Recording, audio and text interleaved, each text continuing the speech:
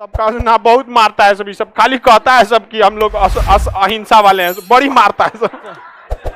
साहब बैठे हैं, जाओ जाओ।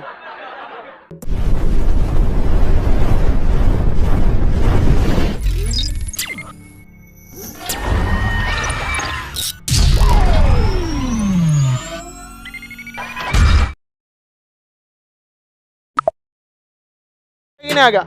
सोचा पाकिस्तान के कोई जहाज गुजरात के पास टहल रहा था, इंडियन नेवी उसको गरिया के भगाई है। गाली गरिया रहा था उसको कैप्टनवा कुछ बोलिए नहीं रहा था, बोल रहा था this is Indian coast guard, go out from the Indian coast line, कुछ बोलिए नहीं रहा था। ये 4 बार 5 बार वार्निंग दिया, नहीं सुना तो गरियाने लगा, रे चोट्टा मर गया है क्या रे? गरिया तो कहा ना जा रहे चल गए यहां से चल गए। यहां पर पाकिस्तान ने किसको दे दिया है बंदरगाह? ग्वादर बंदरगाह चाइना। किसको दे दिया है? चाइना को दे दिया। समझ में? पाकिस्तान में ना कर्जा उतारने के लिए यहाँ की लड़कियों की शादी चाइना में किया जा रहा है। समझ में? वो चाइनीज आता है, सब 10 लाख 20 लाख देता है, सब उल्टा लेके चल जाता है हमेशा के लिए। गई लो नैहर सहेली है, घर दुआ सब, देश का कर्जा वहां की लड़कियां उतारी। वाह रे भाई वाह, इतना गिर गया देश। अभी भी वक्त है, लौट आओ बाप के पास। समझ में आ गया कि ना? आज भी वक्त है।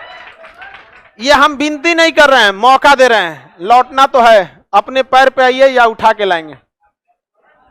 समझ में आ गया कि नहीं आ गया? लौटना तो पड़ेगा। यहां पर कितनों कूदने से क्या मतलब बनता है? तो यहां पे ग्वादर बंदरगाह किसने ले लिया है? चाइना। हमारे लिए सरदर्द है। ईरान का यह बंदरगाह का नाम है चाबहार। हम लोगों ने चाबहार को लिया, लेकिन ईरान के ऊपर चाइना का इन्फ्लुएंस अच्छा खासा है, क्योंकि ईरान को जब भी यूएनओ में जरूरत पड़ती है वीटो पावर की, तो कौन लगाता है? चाइना। इसलिए चाइना को कभी ईरान नाराज नहीं करेगा। और हमारे देश की एक मीडिया वाले को देख रहे, तू कह रहा था यूएनओ मतलब क्या होता है? हम कह रहे चोट्टा कहीं का ले ससुरा सुना, यूएनओ मतलब क्या होता है? अरे प्रधानमंत्री राष्ट्रपति वहां जाने के बाद लिमिट दिया जाता है कि भारत के प्रधानमंत्री 4 मिनट बोलेंगे, या उसको बोलता है क्या है ये यूएनओ? बकलेल है सामने यहाँ। तो ये ईरान पे हम 100% भरोसा नहीं कर सकते। और देखिए, अगर आप एक ईरान के एस्पेक्ट्स में सोच के देखिए, तो भारत के लिए वो चाइना से क्यों दुश्मनी लेगा? जबकि भारत की नीति कभी भी सिंगल साइडेड नहीं रही है। वो ईरान को भी देखेगा तो अमेरिका को भी देखेगा, अपने हिसाब से करेगा। जबकि चाइना के लिए उसको प्रॉफिट है तो कहीं चल जाएगा, आतंकवादियों के साथ मिल जाएगा। तो हम लोग डायरेक्ट ईरान पे ले लिए हैं, ठीक है, लेकिन जरा सोचिए, यमन में अभी बवाल चल रहा है। समझ में आ गया? और यमन में जो बवाल चल रहा है ना, यहां एक विद्रोही आ गए हैं, हैती विद्रोही। कौन विद्रोही है? वो सिया है। जाति से क्या है? सिया। इस्लाम धर्म में कई शाखाएं हैं, उसमें एक सिया है, सुन्नी है, बरेलवी है, अहले हदीस है, देवबंदी है, बड़ी ज्यादा है। हमरा से कोई पूछता है तो हम तो सबसे पहले कहते तू हमारा नामे जान जाए पहले, वही बहुत है, जाति तो बहुत दूर है। समझ में आ गया? हद कब हो गया पता है? एक बार हम बोलते थे, ज्यादा तंग कर दिया तो हम बोलते थे यहूदी हैं, यहूदी हैं, हल्ला हो गया यहूदी। एक यहूदी आ गया हमारे पास सर आप यहूदी हैं? हम कह ले सोचो, हम तो बुरा फंस गए अब हमरा यहूदी के बारे में कुछ पता नहीं। अब हम एकरा कैसे निपटाए? हम कहे भाई देख, महाराष्ट्र का था तो वहां मुंबई के आसपास में ना बहुत सारे यहूदी। हमको लगा कि भाई बिहार में कोई यहूदी मिलने वाला नहीं, हमारा पीछा छूटेगा, कोई पूछेगा यहूदी है तो बोल दे यहाँ से। चौल आया यहाँ पे, बहुत खुशी हुई, बिहार में भी हैं लोग। हम कह रहे यार थोड़ा हम क्या बताएं, हम उल्टा फंस गए। हम तो बाद में समझा गया यहाँ पे। तो ध्यान से समझिए, तो यहाँ पे हैती विद्रोही कौन से हैं? सिया है। हैती विद्रोही, किसी को दिक्कत? हैती विद्रोही का है सिया। और सऊदी अरब वगैरह ज्यादातर कंट्री सुन्नी है। क्या है? सुन्नी। अब सुन्नी में भी कई कैटेगरी होते हैं, वो सब धार्मिक चीजों में नहीं जाना चाहिए। समझा कि नहीं? अब हैती विद्रोही सिया है, तो जेन्युइन है कि ईरान इसका समर्थन करेगा। ईरान क्या करेगा? समर्थन करेगा। और सऊदी अरब किसको मारना चाहेगा? विद्रोहियों को। तो बताइए, विद्रोहियों का समर्थन कौन करेगा? ईरान। और विद्रोहियों को मारना कौन चाहेगा? सऊदी, क्योंकि वो विद्रोही मिसाइल मार देते हैं कहां तक? सऊदी अरब तक। और सऊदी अरब ही नहीं मारता। अब ये बताओ, अमेरिका किसका साथ देगा? ईरान का कि सऊदी अरब का? सऊदी अरब। तो अमेरिका भी मार रहा है किनको? हैती विद्रोही को। और सऊदी भी मार रहा है हैती विद्रोही। और हैती विद्रोही अमेरिका को भी मार रहे हैं, सऊदी को भी मार रहे हैं। ईरान मार रहा है सऊदी के सैनिकों को यहां पर, और हैती विद्रोहियों के समर्थन में। यहां का राजा का नाम था शेख अब्दुल्ला सालेह। साले नहीं, सालेह। क्या नाम है? सालेह, शेख अब्दुल्ला सालेह, समझ आया। सीरिया का था बशर अल असद, मारा रद्द कर दिया सीरिया को। अब देखिए यहां का शासक है शेख अब्दुल्ला सालेह, वो मारता है हैती को, हैती मारते हैं शेख अब्दुल्ला सालेह को। हैती का समर्थन करता है ईरान, तो हैती को मारता है सऊदी अरब, सऊदी अरब का समर्थन करता है अमेरिका, तो हैती अमेरिका को भी मारता है, सऊदी को भी मारता है, और इससे सालेह सरकार को भी मारता है। बदले में सालेह अमेरिका को भी मारता है, इनको मारा रद्द कर दिया यमन को। यमन क्या हो गया? बर्बाद हो गया। देखिए हमें कोई देश से, हमें अपने देश से मतलब है, लेकिन देश चलाने के लिए भी रोजगार चाहिए, पैसे चाहिए, अंतर्राष्ट्रीय संबंध चाहिए। आपको एक अलग घर बना के दे दिया जाएगा, जिंदगी नहीं जी सकते। आपको भी पड़ोस चाहिए, कुछ दूर का पड़ोसी, कुछ सबसे काम पड़ते हैं। वरना जेल में तो बिना मेहनत किए खाना मिलता है, केवल आपसे आपका समाज छीन लिया जाता है। वरना जेल में क्या दिक्कत है?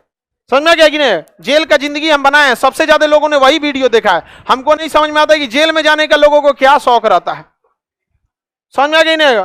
इतने लोगों ने वीडियो देखे हैं भाई जेल की जिंदगी कैसे होती है, मत पूछिए आप। एक कह रहा है कि सर हमारे हॉस्टल से तो अच्छा सुविधा जेल में है। हम कहे चल जा तुम। समझ में आ गया ही नहीं आ गया? हर इंसान को हर जगह का अनुभव रहना जरूरी है। जेल जाने में तो बढ़िया बढ़िया आदमी गए थे, नहीं समझा? कृष्ण भगवान को तो जब हुए थे तो पहले ही जेल कर दिया, नहीं समझे? चलिए एक बात बताइए, तो यहां यमन अशांत हो गया। हमारे यहां से लगभग यहां 1.5 लाख लोग काम करने गए थे, सब बेरोजगार हो गए, भारत में आ गए। बात बेरोजगारी की नहीं, वो कहीं ना कहीं रोजगार मिल जाएंगे। लेकिन जो विदेश से पैसा कमा रहे थे वो ना भारत से हवा ले रहे थे, ना भारत से पानी ले रहे थे, ना खाना ले रहे थे, ना जमीन ले रहे थे, ना रोजगार ले, कुछ नहीं। केवल और केवल भारत में पैसा भेज रहे थे। इन चोट्टा अमेरिका के चक्कर में मराया कि नहीं मराया? हमारा रोजगार चला गया, नहीं चला गया? किसी को दिक्कत? हमारा रोजगार किसके चक्कर में चल गया? अमेरिका। गलत बात है कि नहीं है? हमें यमन से नहीं मतलब है, यमन से हमारे इंटरेस्ट जुड़े थे। लेकिन एक फायदा है, हम अमेरिका के करीब हैं, सऊदी भी हम लोग को बहुत मानता है। अगर हम लोग दबाव बनाए लोग यमन सरकार पे कि हमको इस सोकोत्रा द्वीप पर 2-4 बीघा एरिया भाड़ा पे दे दो, किराया पे दे दो, लीज पे, और वहां हम अपना नौसेना और एयरफोर्स रख लेंगे, कितना खतरनाक हो जाएगा। और चाइना चिल्लाने लगेगा पाकिस्तान हमको घेर रहा है, मारेगा। तो भारत का सर तुमको मारने के लिए घेरने की क्या जरूरत है? नहीं समझ में आया? तुमको मारने के लिए यहां कम पड़ेंगे। तो दुनिया में जवाब देना पड़ता है। यूएनओ पूछेगा, दुनिया पूछेगी काहे भाई ऐसा, आप तो वसुधैव कुटुंबकम वाले हैं, आप क्यों मार करना चाहते हैं? तो भारत कहेगा ना, दुनिया का सबसे भ्रष्ट देश है सोमालिया, दुनिया का सबसे भ्रष्ट देश सोमालिया। जब अफ्रीका पढ़ाएंगे तो दिखाएंगे, हालांकि वो यमन के जस्ट नीचे। इस जहाज को किडनैप कर लेता है सब। किसे किडनैप कर लेता है? जहाज को, पानी वाली जहाज को, और कहता है सब 100 करोड़ लाओ नहीं तो कैप्टन को मार देंगे। इन सब का मेन बिजनेस यही है, मेन बिजनेस है इन सब का। एक दिन भारत के जहाज पकड़ लिया सब, तो वहीं से गुजर रहा था इंडियन नेवी का शिप, वहां से गया सब मार्कोप्स कमांडो, बड़ी मार मारा सब, सबको बड़ी मार मारा। सब हाथ जोड़ता, हमरा नहीं पता था, ऐसे झंडा साटना चाहिए ना ऐसे। तो भारत सरकार ने नियम बना दिया कि हर एक ट्रेन पे, ट्रेन के हर एक बॉगी पर तिरंगा झंडा, जहाज पर तिरंगा झंडा, पानी वाली जहाज पर तिरंगा झंडा। तब का ना बहुत मारता है सब, सब खाली कहता है सब कि हम लोग अहिंसा वाले हैं, बड़ी मारता है सब। तो भारत के पास बहाना है कि भाई हम यहां नौसेना रखेंगे और सेफ्टी देंगे पूरी दुनिया को। और दुनिया का सबसे ज्यादा व्यापार किस नहर से? स्वेज नहर से। सबसे ज्यादा पानी वाली जहाज स्वेज नहर, और सबको चाहिए सेफ्टी, तो यहां बना देंगे लोग पुलिस चौकी। समझ में आ गया कि नहीं आ गया? लेकिन बिहार पुलिस को नहीं रखेंगे, वो जहाज को रोकवाएगा पानी में से। साहब बैठे हैं, जाओ जाओ, समझ में आ गया? साहब बैठे हैं, टूटा कुर्सी पे को बैठा देगा, धसल कुर्सी पे। अब जरा धूप धुआं हुआ सब लगते रहेगा, उसको जाम लगल है लेकिन समझ में आ गया? आर्मी सही है। क्या सही है? आर्मी सही। समझ में आ गया कि नहीं आ गया? किसी को दिक्कत? आप बताओ बाबू मित्रों, आप बताओ यहाँ सेना का अड्डा होना चाहिए कि नहीं होना चाहिए? होना चाहिए। लेकिन अभी तक हमको समय नहीं मिला। कब लीजिएगा? किसी भी जगह पे कब्जा करने के लिए सबसे बेस्ट जगह होता है विवादित एरिया। कोई जमीन महंगा मिल रहा है ना, तो विवादित कर दीजिए, सस्ता हो जाएगा। अभी यमन विवादित चल रहा है, सस्ते मिल जाएगा यहाँ पर। समझ में आ गया कि नहीं आ गया? और मस्त यहाँ वायुसेना और एयरफोर्स और नेवी रख लीजिए। और नाम बेच दीजिए किसका? सोमालिया की रक्षा कर रहे हैं। हाथी का बाहर वाला दांत उससे खाता नहीं है, खाने के लिए अंदर, बाहर का दांत सोमालिया के डाकुओं से रक्षा, असली निशाना तो ये है। समझ में आया? नहीं समझ में आया? आप बताओ मित्रों, ऐसा होना चाहिए कि नहीं होना चाहिए? लेकिन मित्रों अब हम क्या करें इतना दिमाग ही नहीं आता है नहीं होना चाहिए। किसी को दिक्कत नहीं, वीडियो बनाए। अब हमसे सब भड़का रहता है, सब नेता वगैरह जितना है ना डिपार्टमेंट वाला, ऊपर ऊपर कहता है खान सर ठीक है ठीक है, अंदर से बहुत भड़का रहता है। उन सब को लगता है कि उनकी जिंदगी में हम खलल डाल रहे हैं। वो आराम से जी रहे थे, कहता है कि आपके वजह से अब हम लोग को काम करना पड़ता है। तो ये सब हमसे अब अंदर से उखड़ल रहता है। हम भी तो यही चाह रहे थे नहीं समझा? हमारा कौन मत तो यहाँ बैठ के खाना खाना था, नहीं समझे? कुछ नेता बहुत अच्छा है, सब तो उनको नेता बोला जाता है, वो काम समझता है, सुनता है सब बात, कुछ को कोई मतलब नहीं रहता, मशरूम है सब। ऐसा नहीं है कि 100% कोई चीज खराब होता है, लेकिन जब कोई चीज 70% खराब हो जाती है तो फिर वो किसी काम का नहीं रह जाता, वो 30% को भी बिगाड़ देते हैं। आगे बढ़े, मशरूमों को बताइए। हम किसको बताएं? ये बताइए, हमारे शिक्षक का काम है। पूरा भारी भरकम विदेश मंत्रालय, रक्षा मंत्रालय में कर क्या रहे हैं लोग? हाँ, इसे जो चाइना हुआ से यहां चला है, आपको यहां नहीं जाया जा रहा है, समझे कि नहीं गया? बहाना भी आपके पास सोमालिया के डाकू, और भी कमाने का रास्ता। यहाँ का पूरा भाड़ा हम निकलवा सकते हैं। कैसे? यहाँ पे पुलिस चौकी बना दीजिए, छोटा छोटा कोस्ट गार्ड का जहाज बना दीजिए, समझ में आ गया कि नहीं? और जितना जहाज जाए उस सब पे एक के बाद 100 करोड़ रुपया फिरौती मांगता है, सब सोमालिया वाला पकड़ लेता है। हम लोग कहेंगे कोई दिक्कत नहीं, 1 करोड़ दो, पूरा तुम्हारा सिक्योरिटी हम देंगे। समझ में आ गया कि नहीं आ गया? 1 करोड़ में तो हमारे यहाँ बिहार में कितना वैकेंसी निकल जाएगा, 50-50 हजार सैलरी वाला पे। नहीं समझ में आया? हर जहाज से 1 करोड़ लीजिए, निकालते जाइए, कोई भी जहाज वाला दे देगा, क्योंकि एक जहाज में 4000 करोड़ 5000 करोड़ का सामान रहता है। उसकी सेफ्टी के लिए अगर कोई देश आ रहा है कि 1 करोड़ दो सेफ्टी देंगे, अगर इसके बाद भी कुछ हुआ तो सारा भरपाई हम करेंगे, तो क्या दिक्कत है? कोई दिक्कत नहीं है। चारों ओर से छोटका स्पीड लॉन्च लगा देना AK-47 लेके मार्कोव्स कमांडो को, बस 1 नंबर। जितना ज्यादा आप एरिया में गश्ती करिएगा, ये करिएगा, धीरे धीरे आपको उस एरिया का आइडिया लग जाएगा। जिस गली मोहल्ले में आप खेले रहते हैं, उस गली मोहल्ले की जंग आप ही जीतते हैं। समझ में आएगी नहीं आ गया? तो इसे अपना घर आंगन बना देंगे और फिर इसको पूरा अपना घर बना देंगे। नहीं समझ में आया?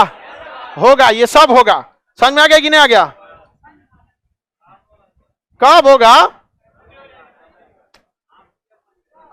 बोलो?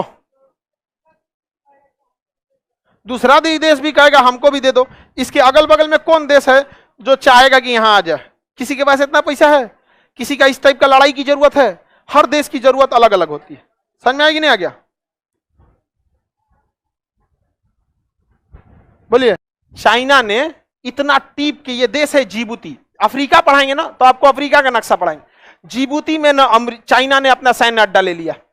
मतलब चाइना को इतना फुर्सत था कि वो ये CPEC सड़क पार करके ग्वादर बंदरगाह से यहां अड्डा ले लिया। और हमारे देश के सिस्टम के लोगों को ये जिबूती ये नहीं दिख रहा है। और ये कब तक नहीं दिखेगा? जब तक यहां भी चाइना नहीं आ जाता है।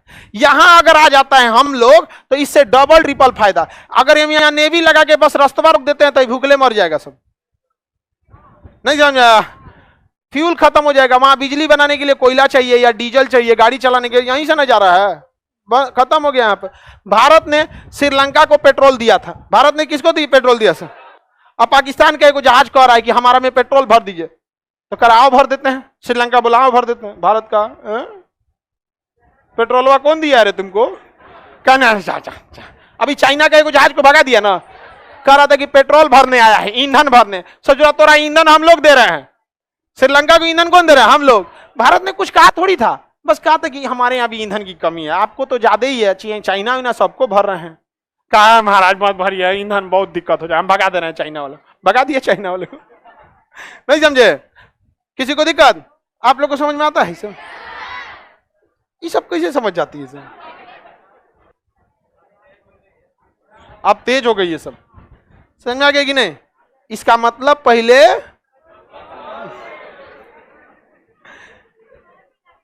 आगे बढ़े, किसी को कोई दिक्कत नहीं है?